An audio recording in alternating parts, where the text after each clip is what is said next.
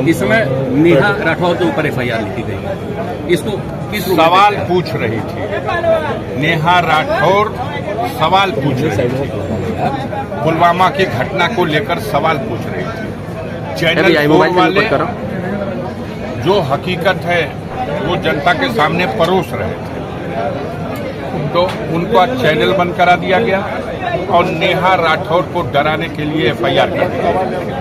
न चैनल 4 वाले डरने वाले हैं और न नेहा राठौर डरने वाली है। कुछ सवाल थे, अब तो ऐसे ऐसे सवाल हैं और पूरे देश के लोग देख रहे हैं कि अगर सरकार जवाब देने में विफल है तो वो अपनी खींच निकालने के लिए अपने शक्ति का दुरुपयोग करते हैं। तो क्या ये सही मानते हैं इस चीज को? किस चीज को?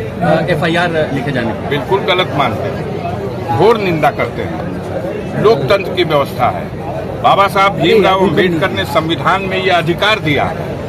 हम सवाल सरकार से नहीं पूछेंगे तो किससे पूछेंगे? इतनी बड़ी घटना हुई है, विदेशी प्रशिक्षित आतंकवादी घुसते हैं भारत की सीमा में 150 किलोमीटर अंदर आकर के और हमला करके बेगुनाह नागरिकों को, पर्यटकों को मार के चले जाते हैं। मासूम बच्चों को, महिलाओं को वो मार के चले जाते हैं और हम अपनी विफलता को छिपाने के लिए, सरकार अपनी विफलता को छिपाने के लिए, कौन है? हम उसे पकड़ नहीं।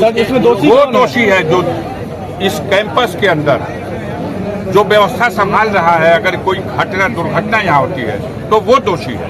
पूछा जाएगा कि चौकीदार कहाँ था, वो चौकीदार कहाँ था जब ये सीमा क्रॉस करके आतंकवादी आए? उस चौकीदार ने उनको रोकने के लिए क्या किया? सीमा तो 1.5 किलोमीटर दूर है। जब उन चौकीदार की तरफ से इसका जवाब नहीं आएगा तो जनता को सवाल करेगा। लेकिन धर्म पूछ कर मारा गया, इसको किस रूप में देख रहे हैं? आपको ये बात कहा गया है कि इसका प्रचार करिए। आप बताइए, एक सवाल का जवाब दे दीजिए। अगर धर्म पूछ करके ही मारा गया तो इसका मतलब क्या निकाला जाए?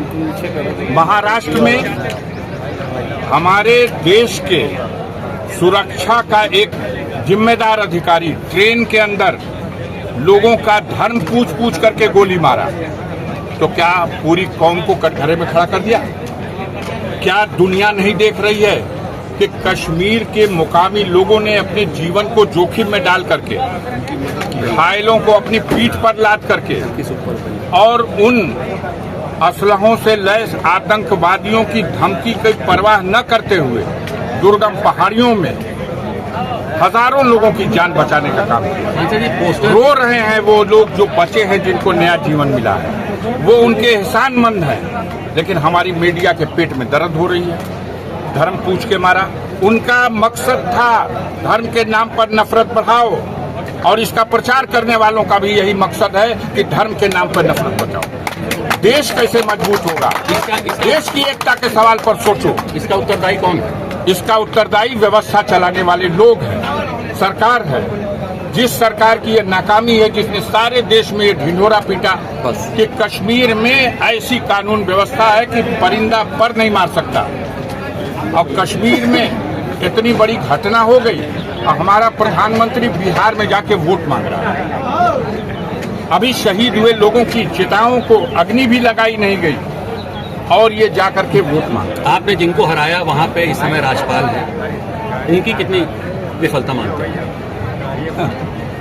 अब उनकी विफलता और पूरी सरकार की विफलता, अब इस पर कुछ क्या कहने को शब्द रह गया कोई?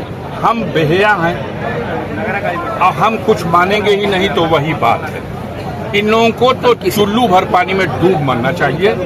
जिनके आह्वान पर सारे देश के पर्यटक वहां गए, उस जम्मू कश्मीर की वादियों में सैर करने गए, अपने परिवार को साथ लेके गए। हमें तो ये भी पता चला, आज द हिंदू अखबार ने लिखा है कि 3 घंटा पहले केरल हाईकोर्ट के 3 जजेस भी अपने परिवार के साथ वहां से गए थे, जो पिकनिक करने, वो लोग वापस लौट गए। बड़ा हादसा हो सकता था, क्योंकि उन जजेस के ऊपर ये भी उस स्टोरी में आ रहा है।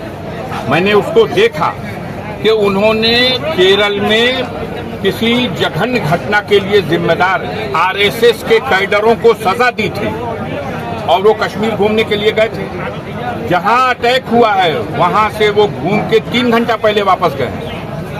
सारी सुरक्षा कैसे हट जाएगी भाई?